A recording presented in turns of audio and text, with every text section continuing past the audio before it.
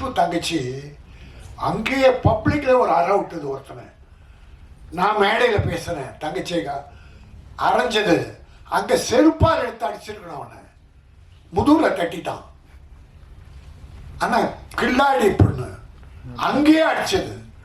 அப்ப நான் என்ன சொன்னேன், பப்ளிக் மீட்டிங்ல ஆடியோ ஃபங்க்ஷன்ல செருப்பால் அடிச்சிருக்கணும். எந்த பெண்களும் எல்லாம் நம்ம கூட பிறகு எனக்கே பேத்திங்க. நான் போய் உங்களுக்கே தெரியும், ஒரு சில விஷயம் நடக்கும்போது சில நடிகைகளின் அந்தரங்க வாழ்க்கையை பற்றி ஒரு சகோதரர் சொல்லும்போது நான் அதை எதிர்த்து போராடி கமிஷன் ஆஃபீஸ் எல்லாம் போனேன். ஆனால் அது எதிர்ப்பு தெரிவிச்சாங்க சில சகோதரிகள், அவங்கள கூப்பிட்டா வரமாட்டேன்ட்டாங்க. ஏன்னா வேற எதனா வெளியிட்டு போறாங்கன்னு அவங்க வரல. நான் போனேன். ஏன்னா தாய்மார்களுக்கு இந்த உலகத்தை, இந்தியாவை காப்பது தாய் குலம். இன்னைக்கு குடிகார குடும்பத்தை காப்பது தாய் குலம். குழந்தைகளை காத்து படிக்க வைப்பது தாய் குலம். ஒரு தாய் இல்லைன்னா இன்னைக்கு தமிழ்நாட்டில் வீடுகளே இல்லை. ஒரு 60%, 40% ஆண்கள் நல்லா தான் இருக்காங்க. ஆகவே நாம் நேர்மையாக இருப்போம், தவறு செய்கிறவர்களை கண்டிப்போம். தண்டிக்க வேண்டியது அரசாங்கம். எல்லாவற்றிலும் மன தைரியம், மன உறுதி வேண்டும்.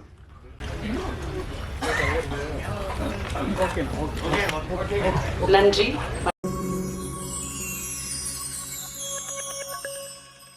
சினிமாக்காரன் 360 யூடியூப் சேனலை 360 டைரக்ஷன்லேயே சப்ஸ்கிரைப் பண்ணு.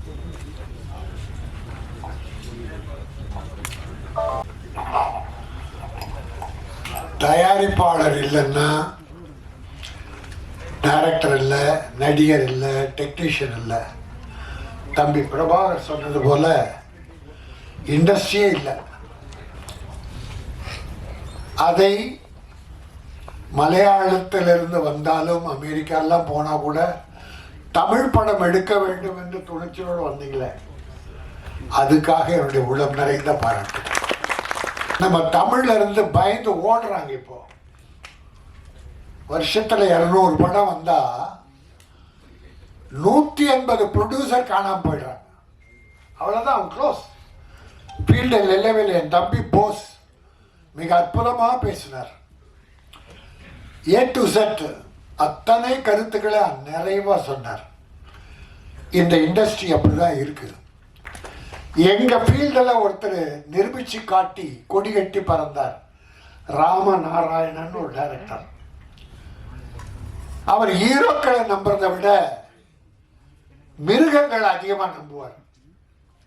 ஒவ்வொரு படத்திலும் ஒரு கதை அல்ல அம்மன் ஏதோ வச்சு 25 to 28 days ஒரு படம் நடந்துகிட்டே இருக்கு, இன்னொரு படம் டிஸ்கஷன் இருக்கும். அப்படி 100க்கு மேல படங்கள் எடுத்து மிகப்பெரிய வெற்றி பெற்றவர் ராமநாராயணன். குறுகிய காலத்துல சுறுசுறுப்பா எடுப்பான். உடம்புதான் கொஞ்சம் பெருசா, நான் சொல்றேன், உடம்புதான் கொஞ்சம் பெருசா இருக்கு தவிர ஃபீல்டில் இறங்கிட்டான்னா நம்ம பிரபாகரனை விட அவ்வளவு வேகமா வேலை பார்ப்பான். கையூட்டு பெறுகிற அதிகாரிகள் 60-70%, நேர்மையான அதிகாரிகள் ஒரு 30% கூட இல்லை. இல்லாம இல்லை, இருக்காங்க. பல அக்கிரமங்கள் நடக்கிறதுக்கு பல அதிகாரிகள் காரணம், அரசியல்வாதிகள் காரணம். இன்றைக்கு எடுத்ததுக்கெல்லாம் முதலமைச்சரை சொல்றோம். கள்ளக்குறிச்சி முதலமைச்சர் என்ன பண்ணார்?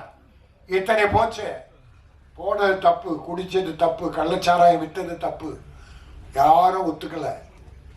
அந்த இலாக்கா அதிகாரிகள் ஒழுங்கா பார்த்திருந்தா அது நடந்திருக்காது.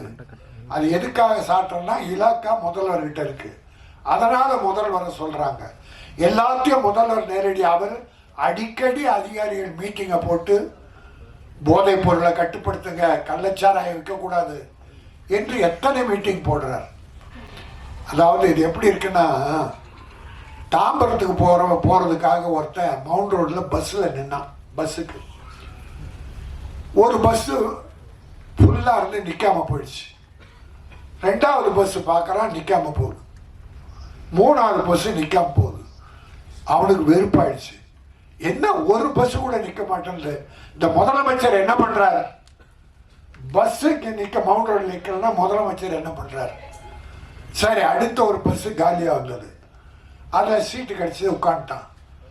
அவன் போறான். போகும்போது இந்த பஸ் கொஞ்சம் காலியா இருந்தா அடுத்த ஸ்டாப்பிங் நிக்குது, ஏற்றிக்குது. பிறகு அடுத்த பஸ் ஸ்டாப்பிங் நிற்குது, ஏற்றிக்குது.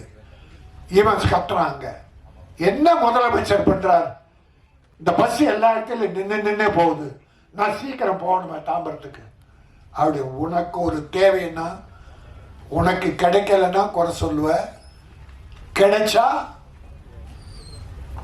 ஆக அப்படி சமுதாயத்தில் அதிகாரிகளை தட்டி கேட்கிற உரிமை எல்லாருக்கும் இருக்கணும். எவனா இருக்கட்டும், எந்த அதிகாரி அரசியல்வாதியா இருக்கட்டும், தட்டி கேட்கிற உரிமை உங்ககிட்ட இருக்கணும். ஒவ்வொரு மனிதனுக்கும், தனி மனிதனுக்கும் அந்த ஒழுக்கம் நெறி இருக்கணும்.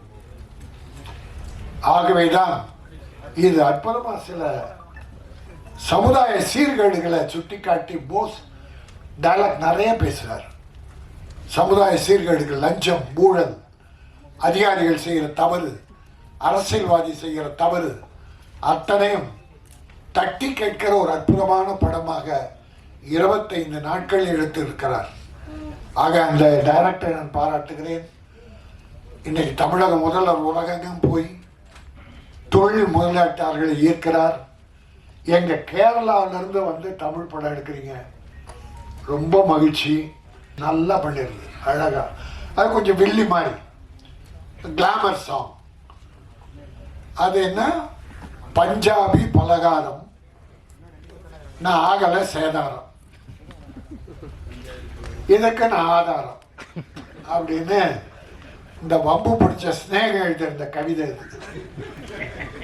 தம்பி ஸ்நேகம் நல்லா எழுதுனா தப்பா இல்லை, அது கூட ரொம்ப விரசமாலாம் இல்லை, கிளாமர் இருந்தது. கிளாமர் இருக்கணும்.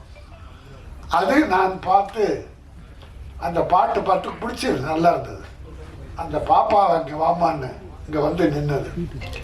கொஞ்சம் அப்படி பார்த்துட்டு, அம்மா இல்லைம்மா நீ சேதாரம் ஆகலை, நல்ல பிள்ளை, போ உட்காருமா.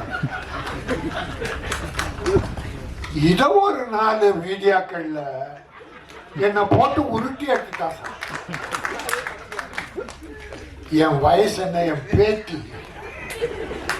பேட்டி சும்மா ட்ரையா இருந்தது, காமெடிக்காக அதை பண்ணேன். அந்த பாப்பா நல்லா சிரிச்சு குடுங்க சிரிச்சு, மேடையில் இருந்தவங்க பப்ளிக் எல்லாம் அதை காமெடியா எடுத்துக்கிட்டாங்க. அந்த அந்த மீடியா 2-3 மீடியா மட்டும் என்ன தெரியல வினயம். நான் பொதுவா பெண்களை அவங்க விருப்பம் இல்லாம அடுத்தவன் விரல் கூட மேல படக்கூடாது, விரல் கூட விருப்பம் இல்லாமல் படக்கூடாது, வெட்டணும், விரலை வெட்டணும்.